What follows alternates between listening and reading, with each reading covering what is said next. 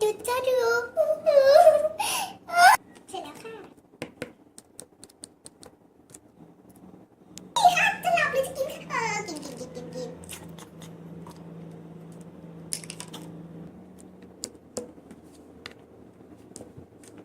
โรงยิมไปโรงยิมนะ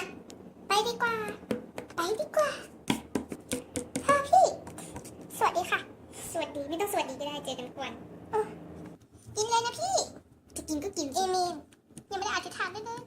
จะอธิษฐานทำไมไม่ใช่เบิร์ธเดย์เธอนะ